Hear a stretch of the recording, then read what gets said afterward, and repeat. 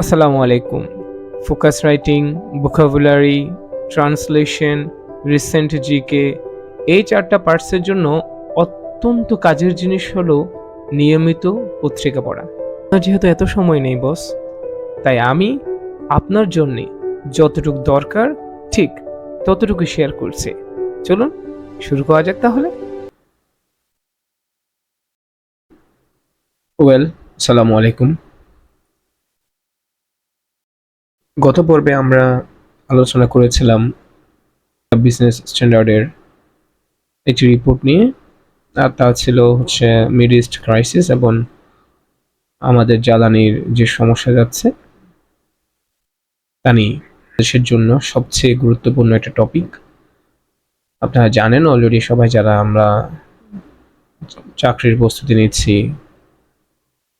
বা রিটেন দিচ্ছি। আলোচনাটা আমরা করব। প্রথমে আমরা দেখব যে এই রিপোর্টের ওয়ার্ড মিনিংগুলো কি কি। তারপর আমরা দেখব যে এটার সিচুয়েশনটা কেন, মানে কেন আমরা এই রিপোর্টটা আপনাদের সাথে আলোচনা করছি, আগে তার অবস্থাটা কি ছিল, রিপোর্টটা কি নিয়ে। রিপোর্টটা হলো দ্য ডেইলি স্টারের deferring Bangladesh LDC graduation and the road ahead. LDC গ্রাজুয়েশনের কেন আমরা এটা ডেফার করতে চাচ্ছি, কেন আমরা এটাকে পিছিয়ে দিতে যাচ্ছি, এবং সেই বিষয় নিয়েই এই পুরো রিপোর্টটা। তো এই রিপোর্টে যাওয়ার আগে আমরা প্রথমে এটার ভোকাবুলারিগুলো একটু দেখে নিই।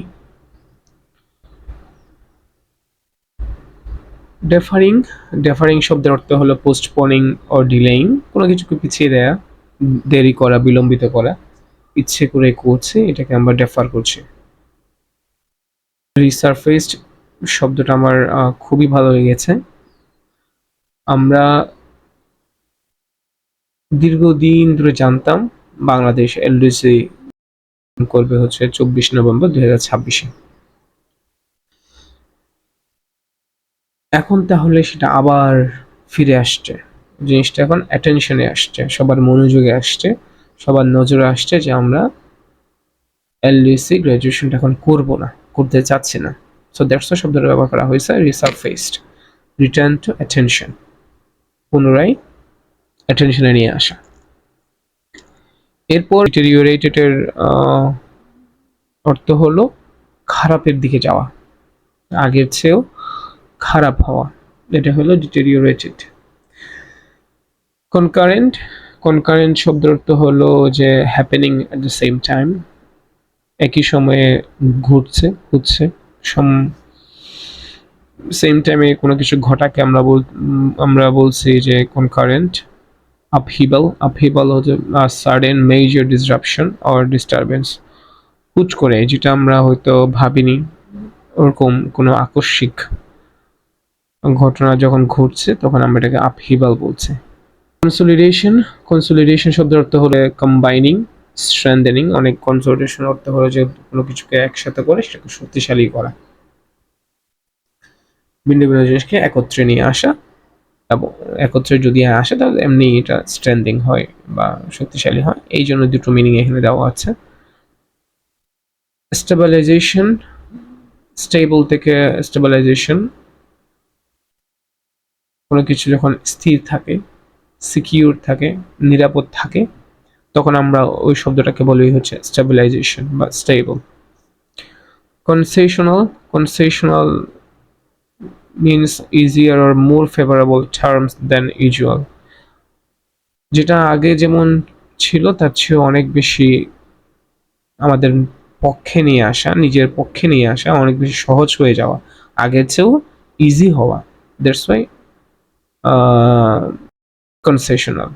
হ্যাঁ, আগের চেয়ে যদি কোনো কিছু ইজি হয়, আপনার জন্য অনেক বেশি ফেভারেবল হয়, তখন আমরা বলি কনসেশনাল।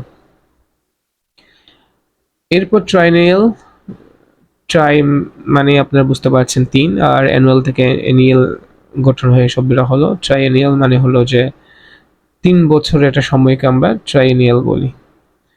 থ্রেশহোল্ডস, থ্রেশহোল্ডস মিনিং হলো যে কোনো কিছুটা সীমা দেয়া, লিমিট করে দেয়া, boundary or minimum level that must be reached or crossed. At least যে জিনিসটা আমাদেরকে পার করতে হবে, এটা সীমারেখা। সিম্পলি thresholds means সীমারেখা। halted, stopped or brought to a standstill, কোনো কিছুকে থামিয়ে দেয়া অথবা কোনো কিছুকে থামিয়ে দেওয়ার পর্যায়ে নিয়ে যাওয়া, স্টপ করে দেয়া।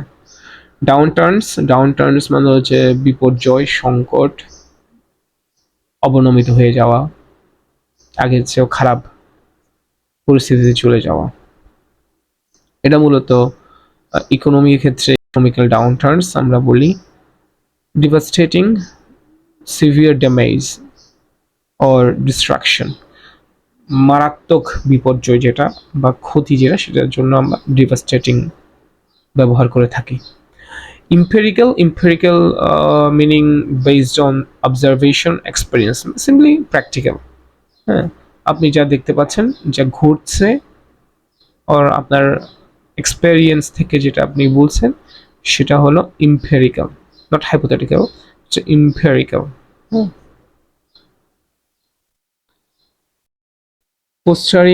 ফোস্টারিং হলো যে এনকারেজিং অর গ্রোথ। কোনো কিছুকে যদি আপনি ভালোর দিকে নিয়ে যান, সেটা আপনার যদি ভালো হয়, তাহলে সেটাকে আমরা বলি ফোস্টারিং। ফোস্টার থেকে হচ্ছে ফোস্টারিং। রোবাস্ট মানে হচ্ছে অনেক বড়, অনেক বেশি, অনেক শক্তিশালী, এটাকে রোবাস্ট বলা হয়। আন্ডারপিন, খুব সুন্দর লেগেছে শব্দটা। আন্ডারপিন শব্দটা মানে হচ্ছে একটু সাপোর্ট, স্ট্রেংথ করা, আপনাকে সহযোগিতা করা। কোনো কিছু যখন আমরা সহযোগিতা করি বা সাপোর্ট করি কিংবা হচ্ছে শক্তিশালী করি, তখন আমরা আন্ডারপিন শব্দটা ব্যবহার করব। রেজিলেন্স অর্থ হলো যে to recover quickly, adapt. Resilience শব্দের অর্থ কোনো কিছু আগের জায়গায় ফিরে আসা, পুনরুদ্ধার হওয়া অথবা হলো খোপইদ আর কি, যে আপনি অ্যাডাপ্ট করতে পারছেন, মিলিয়ে নিতে পারছেন, মিশে যেতে পারছেন। মোবিলাইজেশন, অর্গানাইজিং, প্রিপেয়ারিং, এটা হচ্ছে গুছিয়ে নিয়ে আসা, সহজ করে নিয়ে আসা, সাজিয়ে নিয়ে আসা। স্ট্রিমলাইনিং অর্থ হলো সিম্পলার, মোর এফিশিয়েন্ট, অনেক বেশি হচ্ছে আগের চেয়ে অনেক বেশি কার্যকর, অনেক বেশি সহজ। এর অর্থ হলো যে স্ট্রিমলাইনিং। হিউম্যান ক্যাপিটাল মূলত আমরা হিউম্যান রিসোর্সকে বুঝে থাকি, যারা অনেক বেশি স্কিলড, কোয়ালিটিফুল, নলেজেবল, তাদেরকে আমরা হিউম্যান ট্রেন্ড, তাদেরকে আমরা হিউম্যান ক্যাপিটাল বলি। সোশ্যাল সেফটি নেটস, এটা হলো, এই অর্থ তো আমরা জানি, সামাজিক নিরাপত্তা কর্মসূচি। মূলত আমাদের দেশের যেসব মানুষ দারিদ্র সীমার নিচে বসবাস করে কিংবা অনেক বেশি ভালনারেবল সিচুয়েশন, দুঃখ দুর্দশার মধ্য দিয়ে যায়, তাদেরকে সমাজ টিকে থাকতে পারে, এই ধরনের একটা কর্মসূচির মাধ্যমে, কোনো ধরনের অনুষ্ঠানের মাধ্যমে কিংবা কোনো সুযোগ সুবিধার মাধ্যমে যদি তাদের আমরা টিকিয়ে রাখার লড়াইয়ে টিকে থাকার জন্য কোনো কিছু অনুষ্ঠান করি, তখন সেটাকে আমরা সোশ্যাল সেফটি নেটস এই টার্ম ব্যবহার করে থাকি। জাংচার, এর অর্থ হলো আ পার্টিকুলার পয়েন্ট ইন টাইম, কোনো একটা নির্দিষ্ট সময়কে নির্দেশ করে specially one of importance or transition, যখন একটা পিরিয়ড থেকে আমরা অন্য একটা পিরিয়ডে ট্রানজিশন হয়, ওই সময়টাকে স্পেসিফিক ওই সময়টাকে মেনশন করে, তখন ওই শব্দটার যখন আমরা মেনশন করি, তখন আমরা জাংচার বলি।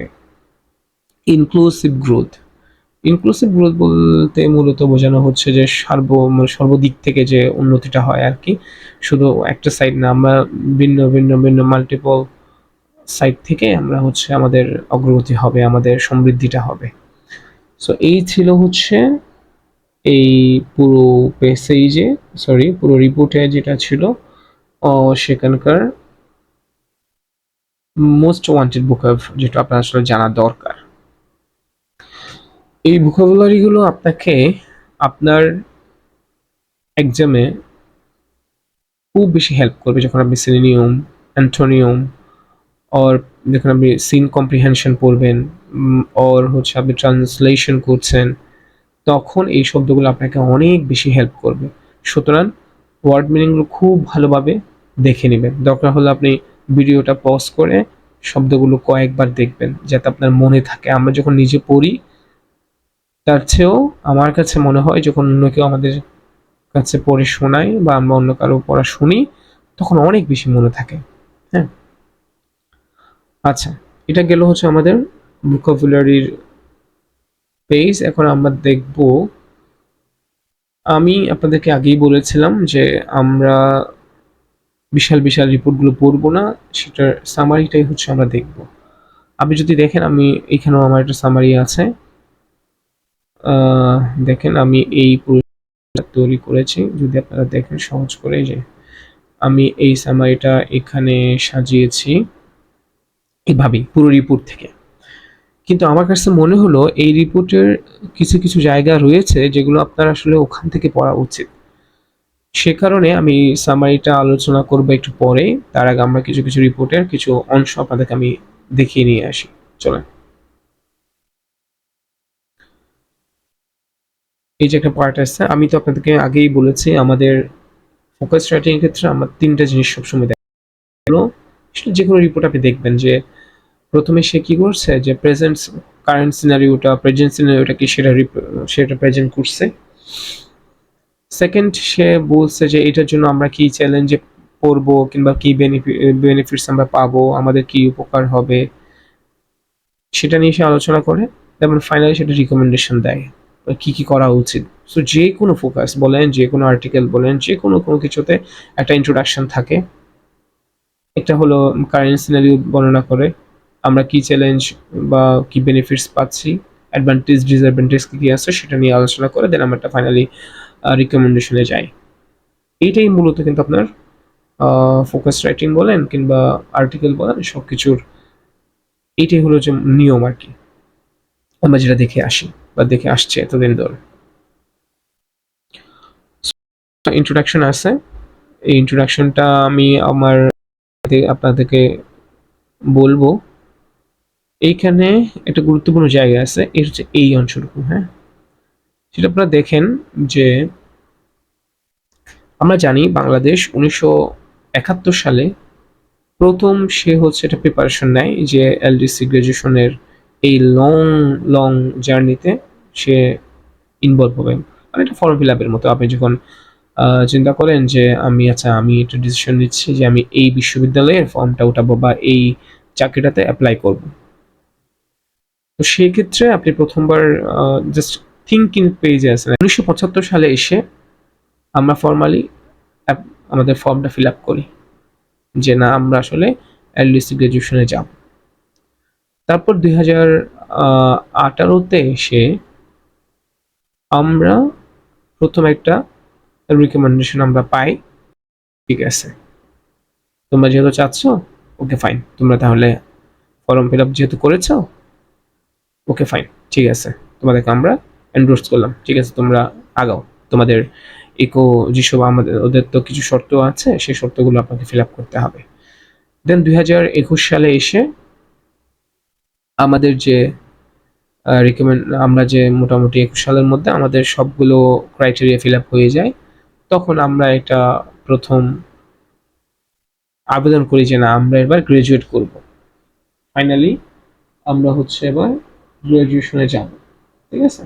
তো তখন এটা ইউএন এর যে বডি আছে সেটা তারা অ্যাকসেপ্ট করলো যে ঠিক আছে, তোমরা যেহেতু গ্রাজুয়েট করতে চাচ্ছ, ওকে আসো। কিন্তু তখন আবার করোনাকালীন সময়ের কারণে সেটা আবার 3 বছর পিছিয়ে যায়। তখন কথা হলো যে 24-এ আমরা গ্রাজুয়েট হব। 21 সালে আমরা হচ্ছে একটা রিকমেন্ডেশন পাই যে আচ্ছা ঠিক আছে, তোমাদের রিকমেন্ডেশন অ্যাকসেপ্ট করলাম, তোমরা আসো। কিন্তু এই ক্রাইসিসের কারণে আমাদের সেই ডিসিশনটা আবার পিছিয়ে দেওয়া হয়, 3 বছর পিছিয়ে বলা হয় যে আপনারা তাহলে 2024 গ্রাজুয়েট করবেন নেপালের সাথে।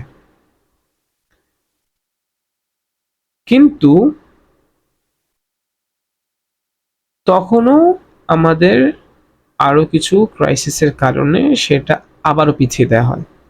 পিছিয়ে দিয়ে 24 সালে, সরি 2026-এ 24 নভেম্বর আমাদের ফাইনালি গ্রাজুয়েট করার কথা।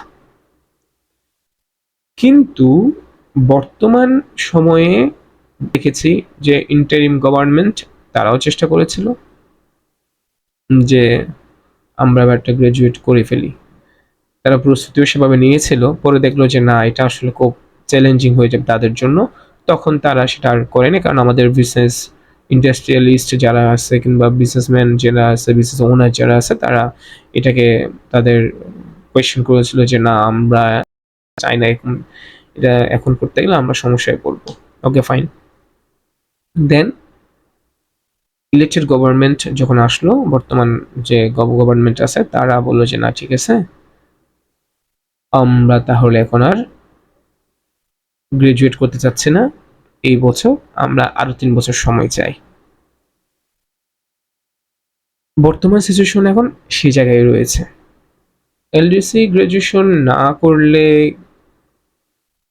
কি কি সুবিধা পাই, আর করলে কি কি অসুবিধা হয় সেটুকু আমরা দেখবো। এই অংশটুকু আপনাদের সাথে একটু শেয়ার করে, সেটা হলো যে বলা হচ্ছে বাংলাদেশ 2025 সালেই তারা তাদের রিপোর্টগুলো সিডিপির কাছে, কমিটি ফর ডেভেলপমেন্ট পলিসি যেটা বলা হয় আর কি, আপনার ইউএন এর একটা বডি, তারা হচ্ছে এই জিনিসটা দেখে, ইকোনমিক কাউন্সিলের আন্ডারে তারা এই কাজগুলো করে থাকে, এবং তারাই, তাদের কাছে আমরা রিপোর্ট সাবমিট করেছিলাম যে না, আমরা এইবার অন্তত এলডিসি গ্রাজুয়েশন করবো, কিন্তু পরে সেটা আর হয়নি, কারণ আমরা দেখতে পাচ্ছি যে আমাদের কিছু ক্রাইসিস চলছে তখন। 3টে ক্রাইটেরিয়া কি কি? 3টে ক্রাইটেরিয়া হলো আপনার gross national income $1306 or above হইতে হবে। হিউম্যান অ্যাসেট ইন্ডেক্স, এটা আপনার 66 অর এভাব হইতে হবে।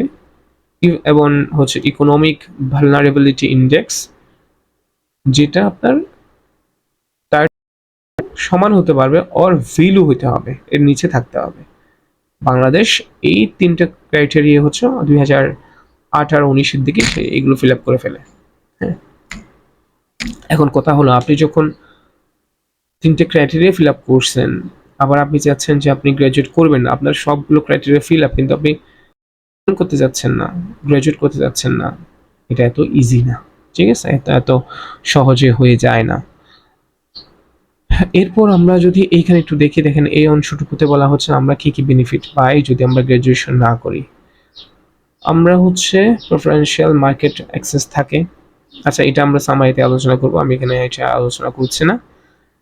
এইখানে কিছু জিনিসপত্র থাকে, এই যে UN economic and social council, এটা হচ্ছে এটা বডি যেটা আন্ডার সিডিপি কাজ করে, কমিটি ফর ডেভেলপমেন্ট পলিসি, এই, আর তারা সবসময় 3 বছরই, যেটা এই জন্য ট্রাইনিয়াল শব্দটা এসেছে আর কি।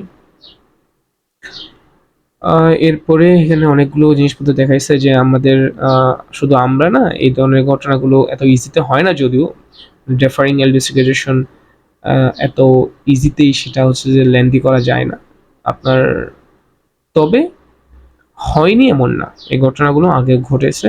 প্রত্যেকের একটা স্পেসিফিক রিজন ছিল যে না, এটা কেন করছে, তার একটা স্পেসিফিক মানে ওয়েল ডকুমেন্টেড রিজন ছিল। বাংলাদেশের ক্ষেত্রে কিন্তু সেটা নাই এখন আসলে সে অর্থে। আমরা দেখবো আমাদের গভর্নমেন্ট কি বলেছে এবং কিভাবে তারা কি কাজ করেছে সেটা আমরা দেখবো, আর ফাইনালি তারা রিকমেন্ডেশন দিয়েছে, এগুলো আপনাদের আমি সামারি আকারে এখন বলে দিচ্ছি, আসুন সেটা আমরা দেখি। ওকে, আপনারা দেখতে পাচ্ছেন বাংলা ডেফারিংটা, হেডিংটা ছিল deferring Bangladesh LDC graduation and the road ahead. বাংলাদেশের এলডিসি গ্রাজুয়েশন আমরা পিছিয়ে দিয়ে যাচ্ছি, এবং এখন সামনে আমাদের কি কাজ করতে হবে এবং আমাদের সামনের পথটুকু কি, সেটা নিয়ে খুবই সুন্দর একটা রিপোর্ট হয়েছে এটা। এখানে তিনটে জিনিস আমরা দেখব, আমাদের কারেন্ট সিনারিওটা কি, বেনিফিটস আর চ্যালেঞ্জেস কি কি আছে, এবং আমাদের কি কি স্টেপ নিতে হবে, মানে এই রিপোর্টের প্রেক্ষিতে আমি সেটা আপনাদের সাথে আলোচনা করছি। প্রথমত কারেন্ট সিনারিগুলো আমি একটা একটা আপনাদের সাথে এক্সপ্লেন করি। প্রথম কথা হলো যে আমাদের ইকোনমিক রিলেশনস ডিভিশন একটা ফর্মালি লেটার দিয়েছে সিডিপির কাছে, কমিটি ফর ডেভেলপমেন্ট পলিসি, তাদের কাছে, যে আমরা এলডিসি গ্রাজুয়েশন এখন করতে চাচ্ছি না, আমরা সেটা 2029 সালের 24 নভেম্বর করতে যাচ্ছি। যেহেতু প্রতি 3 বছর পর পর সেগুলো হয়, রিভিউ হয়, এই জন্য আমরা 3 বছর পিছিয়ে দিতে চাচ্ছি। এই ধরনের একটা ফর্মাল লেটার তারা দিয়েছে। তার আগে আমরা গত নভেম্বরে আবার, যেহেতু ইন্টারিম গভর্নমেন্ট আমাদের এলডিসি গ্রাজুয়েশনের জন্য খুব চেষ্টা করেছিল, তখন হচ্ছে তারা সবগুলো রিপোর্ট তারা সাবমিট করেছে সিডিপির কাছে। এটা কিন্তু ভালোই আসলে ঝামেলা তৈরি করবে আর কি এখানে, কারণ তারা বলবে যে সিডিপি বলবে আপনি তো আমাকে যে ডকুমেন্ট দিয়েছেন সবই তো আমাদের যে ক্রাইটেরিয়া ছিল সেগুলোর অনেক বেশি উপরে আপনারা রয়েছে, তাহলে আপনারা আবার গ্রাজুয়েশন করতে যাচ্ছেন না, এই ধরনের একটা কোয়েশ্চেন কিন্তু আসবে আর কি। তারপর meets the three criteria per capital, gross national income, human asset index এবং ইকোনমিক ভালনারেবিলিটি ইন্ডেক্স। আগেই বলেছি যে তিনটা ইন্ডেক্স যেগুলো আমাদের ফিল আপ করতে হয় সেগুলো আমরা অলরেডি ফিল আপ করে ফেলেছি। The government argued that concurrent global and domestic shocks, তারা এই জিনিসটাই তাদের এই যে লেটারটা দিয়েছে সেখানে তারা ফোকাস করেছে এই জায়গায়, যে দেখেন আমাদের তো বর্তমান সময়ে আমরা অনেক বেশি মানে একই সাথে অনেকগুলো সমস্যার মধ্যে দিয়ে যাচ্ছে, আমাদের ট্রানজিশন হচ্ছে, আমাদের ইকোনমি এখন ভালো না, আমাদের গভর্নমেন্ট মাত্র সরকার গঠন করেছে, আমাদের অনেকগুলো ক্রাইসিস আগে থেকেই রয়েছে এবং অলরেডি মিডল ইস্ট ক্রাইসিসটা তো সামনে আছেই।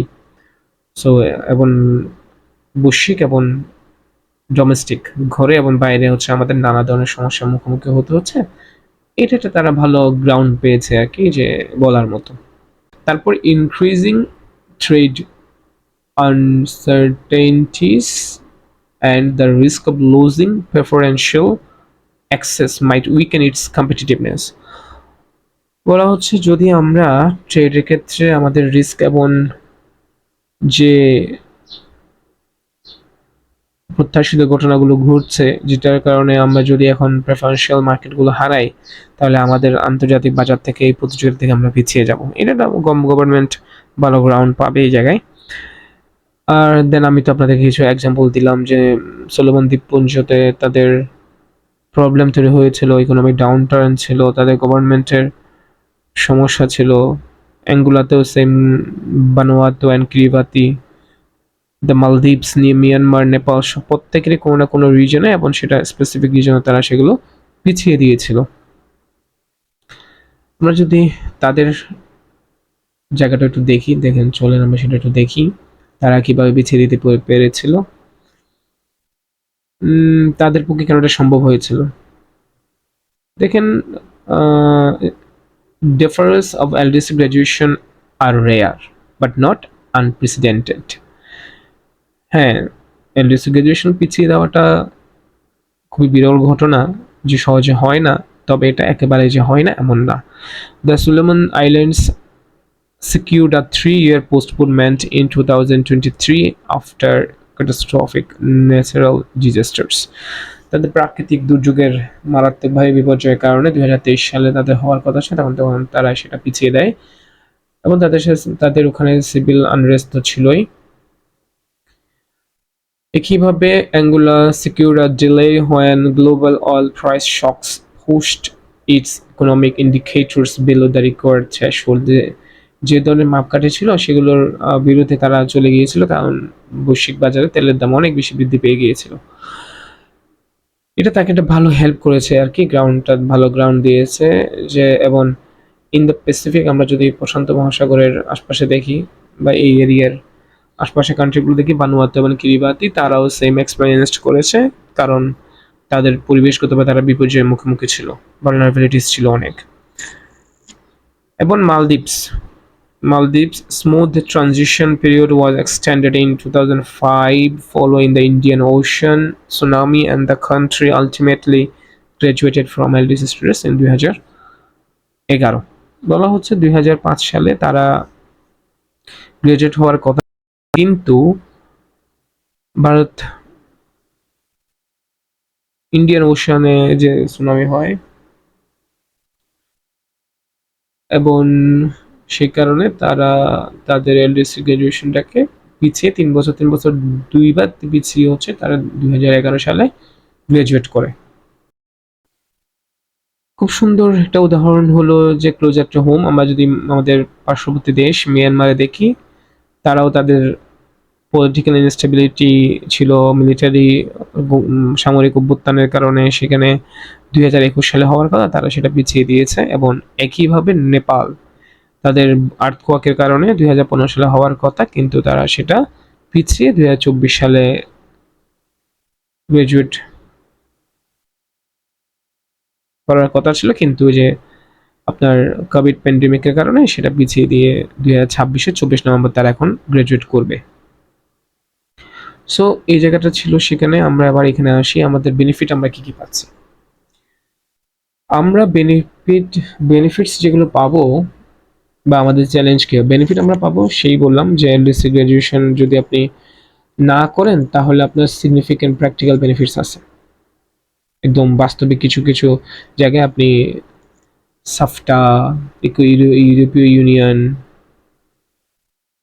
এইসব জায়গাগুলোতে আপনি ফ্রি ট্রেড করতে পারছেন। অনেকগুলো জায়গায় হচ্ছে আপনার প্রেফারেন্সিয়াল মার্কেট অ্যাক্সেস আছে, special and differential treatment under World Trade Organization, তাদের রুলস অনুযায়ী আপনি কিছু সুবিধা পাবেন। কনসেশনাল ফাইন্যান্সিং, খুব কম টাকায় হচ্ছে আপনি লোয়ার রেটে হচ্ছে আপনার ফাইন্যান্স হবে। টার্গেটেড টেকনিক্যাল অ্যাসিস্ট্যান্স, কনসেশনাল মূলত আগের চেয়েও কম টাকায় বা হচ্ছে যে কম ইন্টারেস্ট রেটে বা ফাইন্যান্সিয়াল বেনিফিটগুলো আপনি পাচ্ছেন। টার্গেটেড টেকনিক্যাল অ্যাসিস্ট্যান্স, অবশ্যই কিছু কিছু জায়গায় হচ্ছে আপনি টেকনিক্যাল সুবিধাও পাবেন।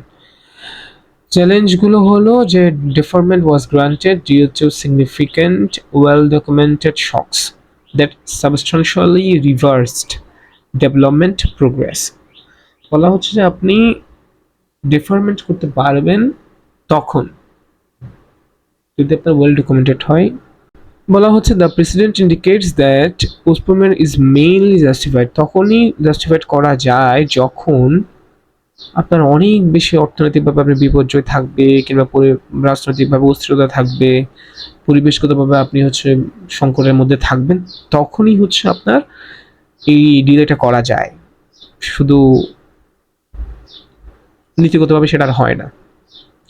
For Bangladesh this presents a challenge, এই জায়গায় আপনি একটা সমস্যায় পড়বেন, যেহেতু আপনি অলরেডি আপনার রিপোর্ট জমা দিয়েছেন, আপনার ইকোনমিকে আপনি বলছেন যে আমাদের জিডিপি এত, মাথাপিছু আয় এত, মাথাপিছু উৎপাদন এত, এইসব জিনিসপত্র আপনি যখন বলছেন তখন তো আপনার সিচুয়েশনের সাথে আপনার আপনি যে রিজন দিচ্ছেন সেটা তো ম্যাচ করে না। ডিলে করে দেয় তাহলে আমাদের কি কি কাজ হবে। প্রথম কথা হলো institutional and regulatory reforms are crucial for fostering sustainable and competitive growth। যদি, কারণ আমাদের কিন্তু কনসেশনাল ফাইন্যান্সিং এর যে সুযোগগুলো, কম টাকায় কম সুদে অল্প হারে অল্প সুদে আপনি ঋণ পাচ্ছেন, অনেকগুলো অর্থনৈতিক জায়গাতে আপনি ফ্রি ট্রেড পাচ্ছেন, কোনো ট্যারিফ দিতে হচ্ছে না, এইসব জায়গাগুলো কিন্তু ধীরে ধীরে ধীরে ধীরে কমে আসবে। তখন কি করতে হবে, আপনার গুড গভর্নেন্স খুব দরকার হবে, আপনার ইনস্টিটিউশন যেগুলো আছে সেগুলোকে রিফর্ম করতে হবে, আপনার সেখানে ট্রেন আপ করার জন্য যদি ফাইন্যান্স লাগে সেটা দিতে হবে, গভর্নমেন্টকে অনেকগুলো প্রতিষ্ঠান তৈরি করতে হবে, স্কিলফুল মানুষ তৈরি করতে হবে। সো এখানে বলা হচ্ছে institutional and regulatory reforms are crucial, আমাদের অবশ্যই এই জায়গাগুলোতে রিফর্ম করতে হবে যদি আমরা টিকে থাকতে চাই এবং আমরা প্রতিযোগিতামূলক বাজারের আমাদের মার্কেট ধরে রাখতে চাই। Fiscal and governance reforms should be implemented to sustainably manage, good governance করতে হবে সরকারের বিভিন্ন জায়গায়, যদি আপনি যে অর্থনৈতিকভাবে যে সমস্যাগুলো চ্যালেঞ্জগুলো ফেস করবেন সেগুলোকে ঠিকমতো যদি আপনি ফেস করতে চান, তাহলে আপনার অবশ্যই ফিনান্সিয়াল এবং গভর্নেন্সের জায়গায় অনেক বেশি সৎ হতে হবে, সচেতন হতে হবে এবং সুন্দর হতে হবে জায়গাগুলো। Bangladesh needs to expand beyond ready-made garments to maintain sustained growth and long-term economic resilience. আপনি শুধু আরএমজি সেক্টরের উপর ডিপেন্ড করা হবে না, আপনাকে এক্সপোর্ট ডাইভার্সিফিকেশনে যেতে হবে। আমাদের ফার্মাসিউটিক্যাল সেক্টর আছে, আইটি সেক্টর আছে, আমাদের এগ্রিকালচার আছে, আমাদের জুট ইন্ডাস্ট্রিটা ভালো ইন্ডাস্ট্রি। সো এইসব জায়গাগুলোতে আমাদেরকে ফোকাস করতে হবে। আমরা শুধু অনলি আরএমজি সেক্টরের উপর ডিপেন্ড করলে আমরা সেখানে টিকে থাকতে পারবো না। নাম্বার 4 হলো strengthening social protection systems and consolidating human capital improvements আর ক্রুশাল।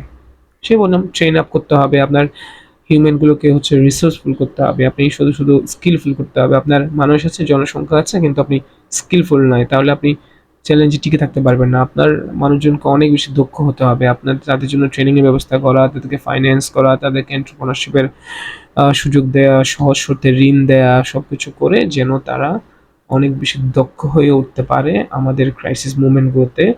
আমাদের ইউথরা যেন সেই জায়গাগুলোতে যেতে পারে, ব্যবসা করতে পারে, যাতে একটা স্বাবলম্বী হয়ে ওঠার মতো সুযোগ তৈরি হয়। সো এই 3টা বিষয় ছিল কারেন্ট সিনারিও, বেনিফিটস আর চ্যালেঞ্জেস, আবার স্টেপস কী কী করতে হবে সেই জায়গাটা। ঠিক আছে, তাহলে আজকের মতো এখানে আমরা শেষ করছি। সালামু আলাইকুম।